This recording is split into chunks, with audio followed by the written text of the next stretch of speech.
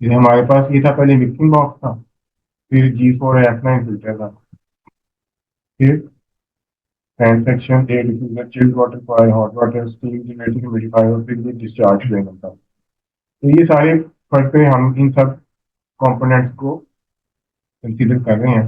तो इसके अकॉर्डिंगली अब हम देखते हैं कि हमारा AHU का फिजिकल साइज क्या है। अच्छा, आज हम एयर हैंडलिंग यूनिट की सिलेक्शन के हवाले से डिस्कस करेंगे।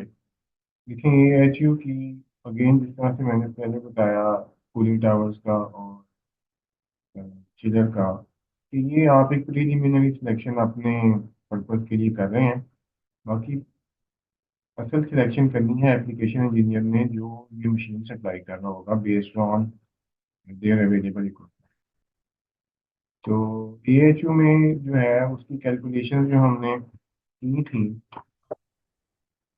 ऐप के ऊपर, वहाँ पर हमें टोटल CFM हमारे पास आ गए, फिर हमें उसकी कवरेज मिल गई, फिर हमें उसकी कॉइल की एंट्रिंग लीविंग कंडीशन मिल गई, फिर हमने सप्लाई फैन का एक्सटर्नल स्टैटिक प्रेशर हमने कैलकुलेट किया। इसके अलावा हमें ये चाहिए होता है कि सेक्शंस कौन कौन से लगने हैं AHU के अंदर। ठीक है ना, ये कुछ मोटी मोटी चीज़ें हैं जो कि AHU की सिलेक्शन में करने में आप इन चीज़ों का अमल कर लो। तो अब हम देखते हैं कि ये कैटलॉग हमारे पास है, ये ट्रेन मैन्युफैक्चरर है उसकी है, 1,000 से 58,000 CFM तक की ये है।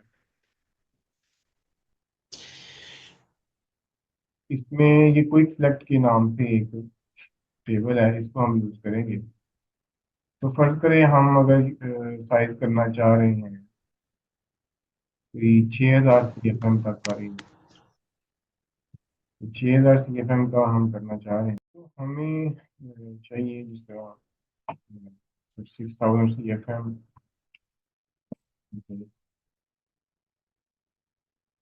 CFM इज क्यूबिक फीट पर मिनट, ये हमारा एयर फ्लो है। CFM क्या है? एयर फ्लो है हमारा। इसको अगर हम अब देखें कैटलॉग में, तो ये कैटलॉग हमें बताती है मॉडल साइज है, coil face area, air flow है 2.5 मीटर पर सेकेंड फेस वेलोसिटी। तो ये क्यूबिक मीटर पर सेकेंड में बता रहा है, क्यूबिक फीट में नहीं बता रहा।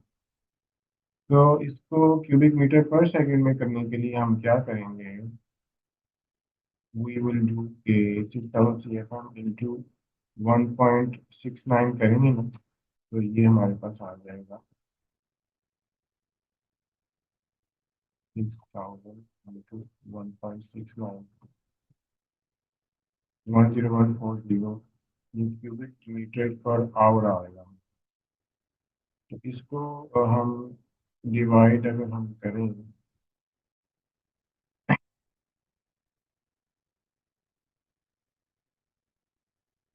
3,600 के ऊपर, तो ये हमारे पास आ जाएगा क्यूबिक मीटर पर सेकंड डिवाइडेड बाय 3,600, तो 2.82 हमारे पास आ गया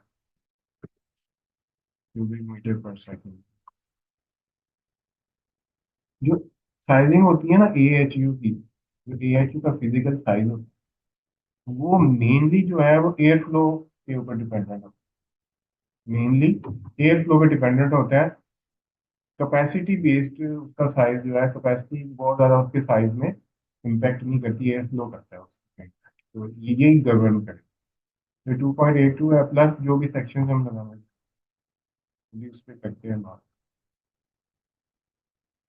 तो 2.82 हम देख रहे हैं वेलोसिटी, तो उसमें ये आप देखिए फ्लो, तो इसमें 2.82 हमें ये 2.3 मिलता है, फिर आगे ये 3 मिलता है। तो ये वाला मॉडल जो है ये भी सेम सूटेबल। ठीक है जी। अब बस इसके अगेंस्ट आप देख लें, ये कोई फ्लैट है, इसमें डायमेंशन आपने मेनली यूनिट डायमेंशन, इसमें ये कहता है कि ये यूनिट की डायमेंशन होगी। इस डायमेंशन में क्या कुछ शामिल होगा, कहता है इसमें फैन है, कॉयल है और एक फ्लैट फिल्टर है, जो इनिशियल फिल्टर हमने लगाया था स्टार्ट, वो ये तीन सेक्शन की ये डायमेंशन उसने दी, यूनिट का वेट दे दिया। ठीक है, बस ये मेनली ये चीज़ आपको चाहिए। नेक्स्ट देखिए कि आपके पास अगर इन तीन के अलावा भी सेक्शन है, हमारे पास और सेक्शन भी होते हैं, जिस तरह हमने कंट्रोल्स की ड्राइंग जब डिस्कस की थी तो उसमें हमने जो देखे थे कितने सेक्शन है, उससे पहले भी हम डिस्कस करते रहे हैं। तो इसी कंट्रोल्स भी है।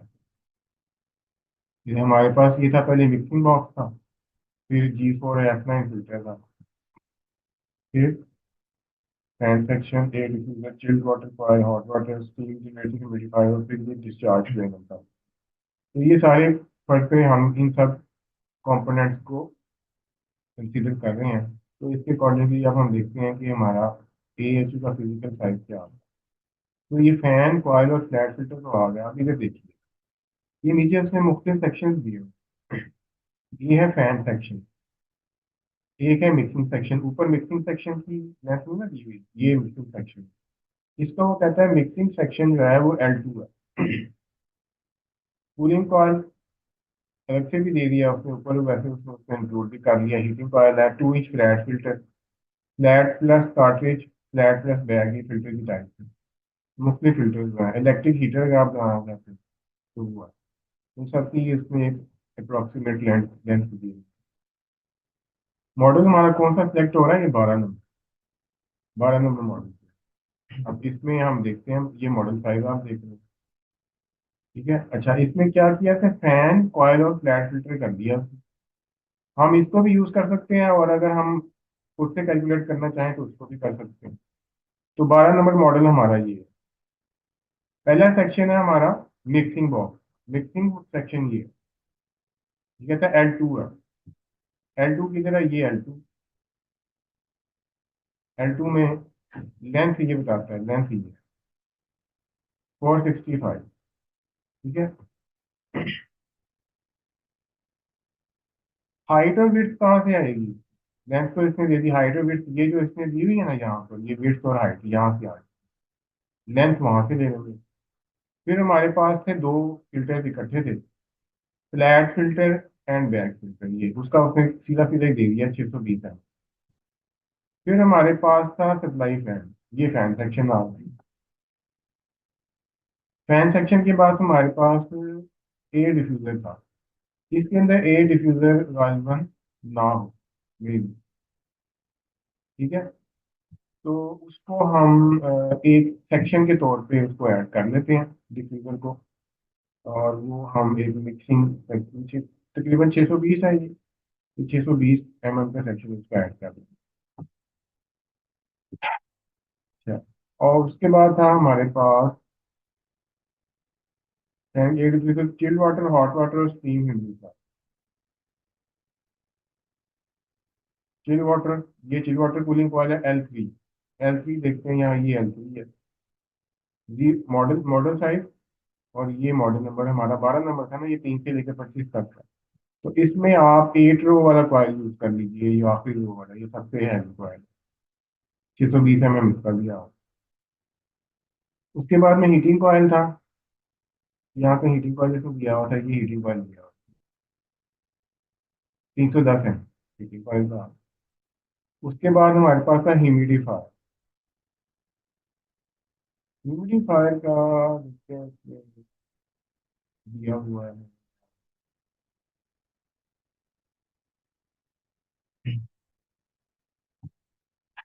ह्यूमिडिफायर का इसमें इधर electric heater, bag heater, humidifier का उसने नहीं दिया, ठीक है ना। तो इसके अंदर अगेन ये क्योंकि कुछ सिलेक्शन है तो लिमिटेड ऑप्शन आपके पास अवेलेबल है। आपको उसका भी, ह्यूमिडिफायर का भी एक एस्टिमेट करना पड़ेगा।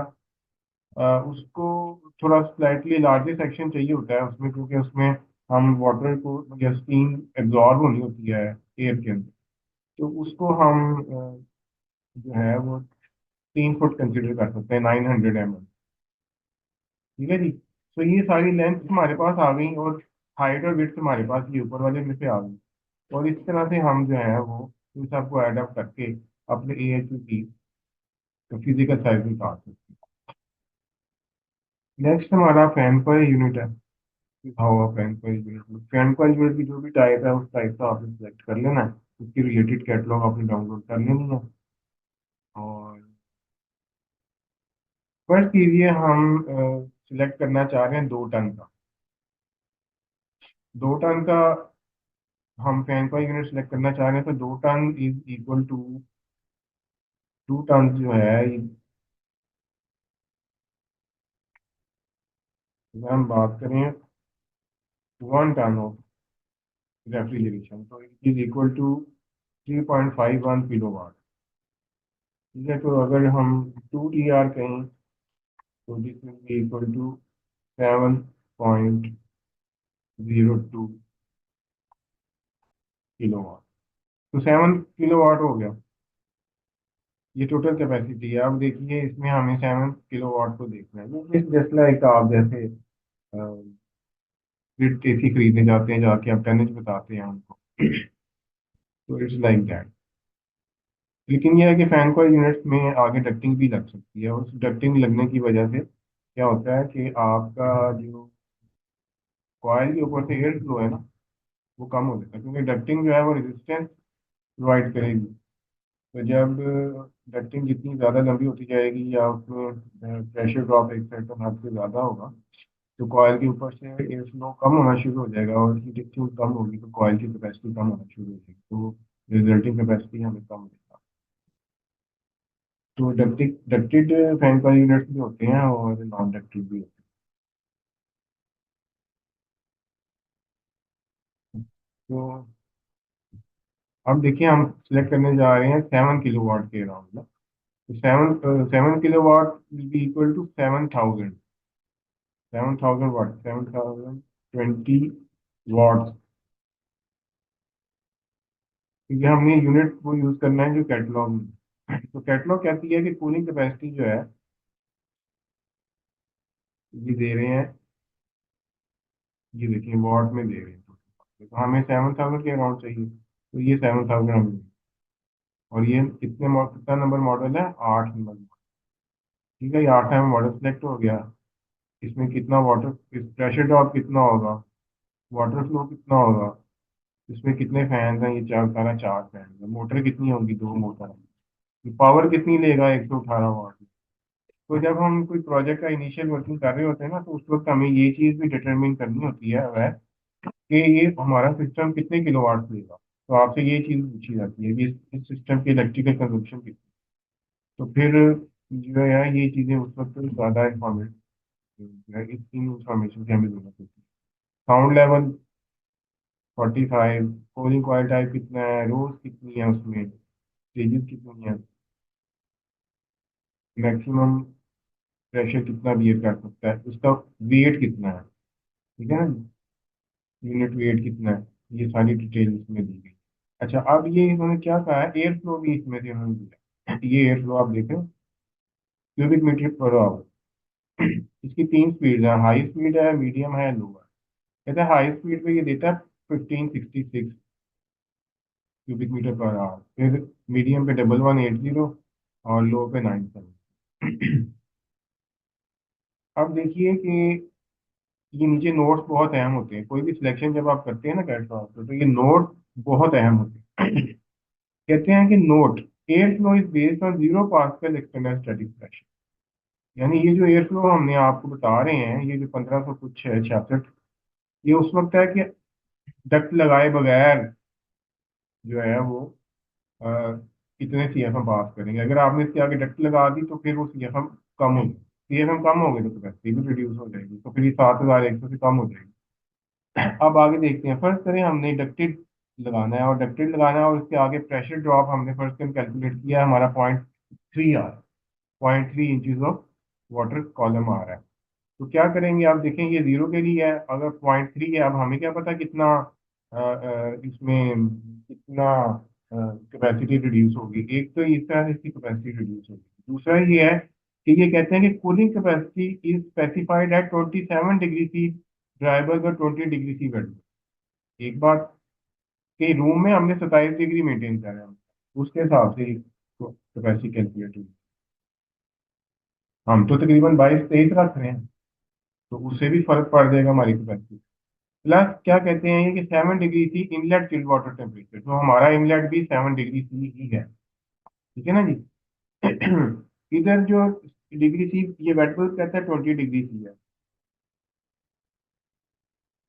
तो 27 डिग्री सी ड्राई बल्ब है और 20 डिग्री सी वेट बल्ब है। हम कितना रख रहे हैं? हम रख रहे हैं जी अराउंड 72 रख रहे थे ना फ़ारेनहाइट ड्राई बल्ब।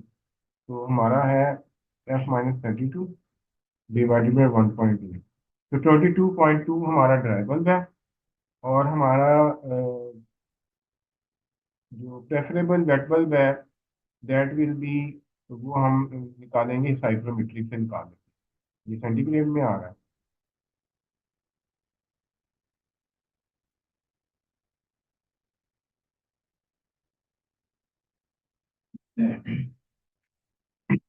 22 डिग्री हमारे पास है, ये 22 डिग्री की लाइन लगा ली हम।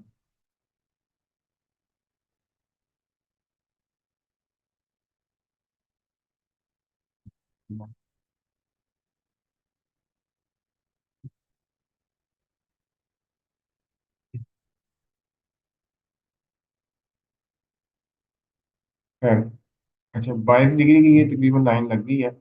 और हम हमारी कोशिश होती है कि अराउंड 50%, 50% रिलेटिव ह्यूमिडिटी हम मेंटेन करें। तो ये 50% पे ये पॉइंट हमारे पास लग गया। अब हमने देखना ये है कि वेट बल्ब जो है वो कितना हमारा बन है। तो इधर से इंक्लाइंट ऊपर मूव करेंगे तो ये पॉइंट आ रहा है हमारे पास तकरीबन। तो ये 15 डिग्री सी है और इसके बाद ये तकरीबन 16 डिग्री सी हमारा वेट बल्ब का। तो हम जो मेंटेन करने जा रहे हैं वो है 22 डिग्री सी ड्राई बल्ब और 16 degree C wet bulb.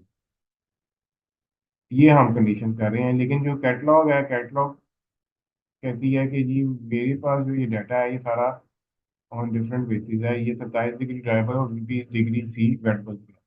Again इसकी करेक्शन हमें करनी पड़ेगी अपनी के अंदर। वो तरीका देखते हैं, वो तरीका क्या है। 7 डिग्री सी इन दैट ये ओके है, 7 डिग्री सी एंटरिंग और 12 डिग्री सी लीविंग। तो हम देखते हैं कि जो हमने ये 8 नंबर सेलेक्ट किया था जो कि अपेरेंटली ठीक लग रहा है, 7 किलो वाट का हमें मिल रहा है, 7000 वाट से ऊपर है। तो ये इन फैक्टर्स की वजह से क्या ये डी रेट हो जाएगा या नहीं, क्या इसकी कैपेसिटी कम हो जाएगी? हमारी जो एक्चुअल पैरामीटर्स हैं उनको देखते हुए उसके लिए हम इसके आखिर में चलते हैं। ये कूलिंग कैपेसिटी टेबल है बेस्ड ऑन आवर कंडीशन, जिसमें हम अपनी कंडीशन अप्लाई करेंगे उस मॉडल पे और फिर देखेंगे कि वो कितनी कैपेसिटी देता है, वो कितनी कैपेसिटी देता है। अगेन ये लिमिटेड है, एक्चुअल तो वेंडर है वही करेगा, लेकिन आपको एक सारा प्रोसीजर पता चल जाएगा कि इस प्रोसीजर के तहत हम जो सिलेक्शन करते हैं। मॉडल नंबर देख लें कि हम हमने सेलेक्ट किया था, I think 8 number model select किया था।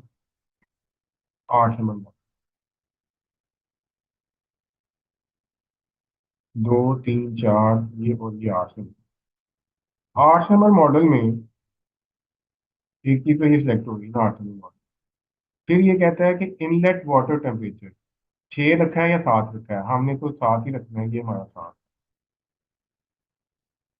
इधर से अब आप देखिए आपका वेट बल्ब और ड्राई बल्ब इसमें कहीं मैच करता है? आपका dry bulb wet bulb match नहीं करता यहाँ पर, वो इन्होंने उस इस टेबल में नहीं दिया। हमारा 2216 था ना, 2216 कहीं भी नहीं। ठीक है, तो हम एज्यूम कर लेते हैं कि हमारा ये 2518, ठीक है ना। लेट्स, अदरवाइज ये होगा कि इंटरपोलेशन करनी पड़ेगी। तो उससे हम इंटरपोलेशन भी कर सकते हैं। है तो इंटरपोलेशन में हम नहीं जाते, मैं आपको बताता हूँ कि कैपेसिटी डी रेट किस तरह से हुई। ये फर्ज करें ये हमारा वो कंडीशन है, हम 25 और 18 मेंटेन करना चाह रहे हैं। तो अब देखिए 25 और 18 ये हो गया। और हम ये जो 7000 कुछ का था, 25 और 18 पे अगर हम देखें तो ये कितना बन जाता है टोटल। ये वाली, तो ये वाला कॉलम 6145 पे आ गया। 7000 से कम होके 6145 हो गया। फिर वो उसकी वो रूम कंडीशन। अब होगा क्या, क्योंकि हमारा कूलर टेम्परेचर है, ये तो 25 और 18 का है ना, हमारा तो 22 और 16 है, हमारा और लो है, ये हमारी और कम हो जाएगी। हमारी तकरीबन 4,500 या 5,000, ठीक है ना। तो वो 7,000 का जो सिस्टम है, इस इन कंडीशन पे देखें ये 6,000 पे आ गया, 7,000 से कितना डी रेट हो गया तकरीबन। ये हो गया जी 6.1 शामिल, ये तकरीबन 13% ये डी रेट हो गया जी। प्लस आप देखें कि अगर आप कहें कि मैंने आगे डक्ट लगानी है तो उसको स्टैटिक प्रेशर कितना है, मैंने 0.3 कहा था, इन्होंने 0.3 की लिमिट नहीं है, ये 50 पास्कल है। 50 पास्कल इज इक्वल टू 0.2। तो 0.2 पे कितना हो रहा है, मजीद डी रेट हो जाएगा। फिर अगर आगे डक्ट लगा दी तो कितना बच गया, 5,000, 5,000 हो गया, 5,000 वाट दे रहा है। हमें तकरीबन 7,000 चाहिए, ये 5,000 पे पहुंच गया। यूनिट आपने लिया है, उसकी नेम प्लेट कह रही है कि ये 2 टन का है। आपने रक्षक ये चीजें लगाई हैं तो वो कम हो गया, वो 1.5 टन पे आ गया खुद ही। कंडीशन आपकी के ऊपर वो 1.5 टन पे आ गया, और वो जो सेल करने वाला है वो आपको इधर से ब्लॉक कर देगा। फिर आप ये भी, फिर मे बी लेटर ऑन जब आप परफॉर्मेंस देखें तो परफॉर्म ना करो, आप कहें यार ये दिया तो 2 टन का था लेकिन इसको लोड मेरा नहीं हो रहा। उसकी वजह है कि उन सर्टेन कंडीशन पे नहीं उसको सिलेक्शन प्रॉपर। ठीक है। आप देखें फिर अगर हमने करनी हो प्रॉपर सिलेक्शन, 8 टन ही लेना हो तो फिर कौन सा मॉडल होगा। ये देखो, इसको देखिए, ये 50, हम 0.2 इंच वाटर गेज का स्टैटिक प्रेशर लेते हैं, 50 पास्कल होता है। जो 10 नंबर मॉडल है उसमें 6,100 कुछ के है। जो 12 नंबर मॉडल है उस पे कितना है, 12 नंबर मॉडल पे ये 50 है, ये 7 है, और ये 7,500 इक्यावन। ठीक है, तो हमारी कैपेसिटी मीट होती है, अब 7,000 ये मीट करता है 12 नंबर मॉडल। अब 12 नंबर मॉडल एक्चुअली कितने टन का है, 12 नंबर मॉडल एक्चुअली है जी 10,000 वाट का तकरीबन, और हमें कितने चाहिए, 7,000। तो देखें तकरीबन 30% आपको डी रेट करनी पड़ी है उसकी capacity का। ठीक है। तो इस तरह से फैन कॉइल यूनिट की सिलेक्शन की जाती है। जो ए एच, ये चूंकि शेल्फ आइटम होती है, फैन कॉइल यूनिट एक स्टैंडर्ड प्रोडक्ट होती है, इसमें आप थोड़ी बहुत कस्टमाइजेशन तो कर सकते हैं जो ऑप्शन उसमें अवेलेबल होते हैं, लेकिन ज्यादा नहीं कर सकते। ए एच यू जो होता है वो एक कस्टमाइज्ड सोल्यूशन होता है, वो उसका कॉयल जो होता है वो आपकी मर्जी से सिलेक्ट हो रहा होता है। आप देखें कि यहाँ पर हमने कहीं पे भी कॉयल एंट्री कंडीशन नहीं उसको दिखा, हम टनेज देख रहे हैं और उसकी बेसिस पे हम सिलेक्शन कर रहे हैं, और अपने पैरामीटर्स को देख रहे हैं कि जो वाटर हम उसको दे रहे हैं डक्टिंग कर रहे हैं कि नहीं कर रहे हैं, इस तरह से। तो एएचयू में हमने उसको सारा, उसको कॉइल एंट्रिंग भी देनी है, अपने सीएफएम देंगे कि हमें कितने सीएफएम चाहिए, वो उसके मुताबिक कैलकुलेट करें। जहाँ पर ज़रा क्रिटिकल हो वहाँ पर एएचयू लगाते हैं, और जहाँ पर सिंपल एयर कंडीशनिंग चाहिए वहाँ पर फैन कॉइल, या इसमें एडवांटेज ये है कि इंडिविजुअल कंट्रोल आप दे सकते हैं यूजर को। ठीक है, इसके हवाले से कुछ क्वेश्चन है आपका तो बताइए। सर एक क्वेश्चन ये है कि अब हमने सेलेक्ट कौन सा करना है, 10 नंबर करें और सॉरी 8 नंबर या 12 नंबर करेंगे। नहीं, हम एक्चुअली 2 टन के लिए हमें 12 नंबर सेलेक्ट करना पड़ेगा, क्योंकि हमारी कंडीशन पे 12 नंबर परफॉर्म करेगा 2 टन। तो उसकी नेम प्लेट पे तो ज्यादा वैल्यू लिखी होगी ना। उसकी नेम प्लेट में बिल्कुल ज्यादा लिखी होगी। हाँ जी। लेकिन हाँ, एक्चुअल पे ये है कि अमूमन ये वो नेम प्लेट तो नहीं आपको चेंज करके देंगे, लेकिन एक बड़ी अच्छी प्रैक्टिस हो कि अगर जो सप्लाई, जो ये तो फैक्ट्री से लिखी हुई आएगी ना, कुछ नेम प्लेट्स लगाते हैं, जो कॉन्ट्रैक्टर है ना उसके जिम्मे भी होता है नेम प्लेट लगाना। वो क्या करता है, जो प्रोजेक्ट का अच्छा। एक्चुअल एक्चुअल डाटा होता है ना, वो उसके ऊपर एक स्टेनलेस स्टील की या ब्रास की जो है वो एक नेम प्लेट बना के ना, उसके ऊपर वो एम्बोस करके या राइट करके प्रिंट करवा के वो उस एक्चुअल डाटा लगाते हैं, ताकि फॉर लाइफ जो सही। है वो उस पे आ जाए। अदरवाइज तो वो यही समझेगा कोई आम टेक्नीशियन के इसमें तो ये तो बड़ा यूनिट लगा हुआ है, लेकिन एक्चुअल परफॉर्म उसने जिन कंडीशन पे करना है वो पे वो 2 टन पे ही है। हम्म।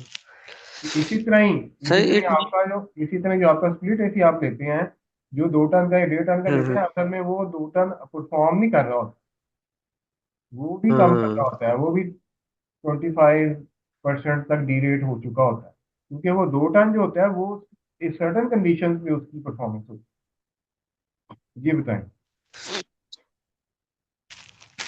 बस यही पूछना था, स्प्लिट का ही वो आपने खुद ही फिर एक्सप्लेन कर दिया कि हमारे जो रूटीन में यूज करते हैं, तो फिर भी ये इन्होंने एरिया वाइज इनको डिजाइन करते होंगे कि जी ये अगर पाकिस्तान में सेल कर रहे हैं तो इनकी कंडीशन के अकॉर्डिंग इसकी कैपेसिटी निकालते होंगे, या किसी और एरिया के अकॉर्डिंग है, फिर इस वो तरह जो की। उनका आउटडोर यूनिट होता है ना, आउटडोर यूनिट के ऊपर लिखा होता है कि इसकी डिजाइन कंडीशन क्या है। जिस तरह ये इस कैटलॉग पे इन्होंने लिखा हुआ ना कि इस हाँ बेसिस के हाँ। ऊपर डिजाइन है, इसी तरह उस पे भी लिखा होता है। आप कोई भी मतलब ओ, ऑफिस जाएं, घर पे हो, तो आप उसकी आउटडोर की नेम प्लेट देखें, उस पर ये डिटेल दी होगी कि कितनी किस इन कंडीशन के ऊपर ये कैपेसिटी है। हाँ सही है। ठीक है, ये स्टैंडर्ड होती है। बाज होते हैं उनको वो हाई एम्बिएंट कहते हैं, वो जरा हाई टेम्परेचर पे रेट यूज किया वो आपको अगेन नेम प्लेट जो जनरली जो है वो तकरीबन 35 डिग्री सेंटीग्रेड के ऊपर उन्होंने उसको डिजाइन किया होता है, 35 डिग्री सेंटीग्रेड। सही सही। हाँ जी। और एक और जस्ट लास्ट क्वेश्चन है मेरा, कि जिस तरह हम कल पार्ट लोड की बात कर रहे थे, हम्म कि चिलर के पॉइंट ऑफ व्यू से हमने बात की थी ना वो, हम्म। तो इस तरह से जो फैन कॉइल यूनिट्स हैं या एएच जो है जो आज हम कर रहे हैं, इनके ऊपर भी पार्ट लोड का कोई इफेक्ट होगा फिर? हाँ, इनके साथ क्या? कंट्रोलर, इनके साथ कंट्रोलर एक थर्मोस्टेट आएगा ना, थर्मोस्टेट इसकी कंट्रोल वैल्व के साथ और इस कम्युनिकेट करेगा। अच्छा। प्लस इसका जो कंट्रोलर होगा ना, ये आपस में कम्युनिकेट करेंगे। होगा क्या, वो अगर आपका कॉइल लीविंग टेम्परेचर जो है या थर्मोस्टेट पे सेट पॉइंट आपका जो है वो हायर है और रूम में टेम्परेचर लो हो गया है, तो क्या करेगा वो कंट्रोलर जो है उसको उसका कंट्रोल वाल्व को क्लोज करवाएगा। जी जी सर, वो तो हो गया, लेकिन इसकी कोई लिमिट होती है कि इतना पार्ट लोड पे ये एएचयू चलेगा? जिस तरह उसकी एक लिमिट थी ना चिलर की, इस तरह में यहाँ पे होती है कोई चीज कि इतना लोड होगा तो ये एएचयू चल सकता है, इससे कम होगा तो नहीं चलेगा? नहीं नहीं, ये चलता ही रहेगा, इसका कोई मसला नहीं है। क्योंकि इस, अच्छा अच्छा। हाँ, ये चलता ही रहेगा। वो बस ये है कि उसमें आपको देखना होगा कि आपका जो मोटराइज वैल्व आपने लगाया है ना, वो कितना हाँ पानी, हाँ। कितना फ्लो लोएस्ट लो करवा सकता है, वो कितने परसेंट ओपन हो सकता है मिनिमम, वो उस पर डिपेंड कर रहा ठीक। होता है। तो वो तो उसकी 0% से लेकर 100% तक रेंज होती है वैल्व की। उसमें वो कहीं पे भी आपकी जरूरत के मुताबिक कम ज्यादा वो कर लेगा। इसमें वो प्रॉब्लम नहीं है, फैन कॉइल चलता रहेगा क्योंकि इसने तो हवा, पंखे कॉइल के ऊपर से हवा ही गुजारनी है ना। हाँ हाँ ठीक है ठीक है, सर। तो इसलिए वो प्रॉब्लम नहीं है। चिल्ड वाटर उसमें ये होता है कि उसमें अगर एक सर्टेन वाटर फ्लो कम है तो उसकी अंदर जो रेफ्रिजरेशन प्रोसेस है वो इफेक्ट हो जाता है। हाँ हाँ तो ठीक उसके इफेक्ट ठीक। होने के लिए उसको कुछ सेफ लिमिट्स में चलने के लिए एक सर्टेन फ्लो लाजमी चाहिए होता है। तो इसलिए उसको यहाँ पर तो कोई मसला नहीं, कॉइल के ऊपर से हवा गुजर रही है, चाहे पानी नहीं भी है चल रहा कॉइल में, तो फैन कॉइल ने चलते ही रहना। हाँ बिल्कुल ठीक है, ऐसे हाँ, ही। बस ये है कि कूलिंग नहीं होगी फिर अगर पानी नहीं होगा। हाँ जो जैसे एयर आ रही है वैसे ही आगे पास कर हाँ जाएंगे, जी यही बात। जी, इसलिए इसके ऑपरेशन में इशू नहीं है।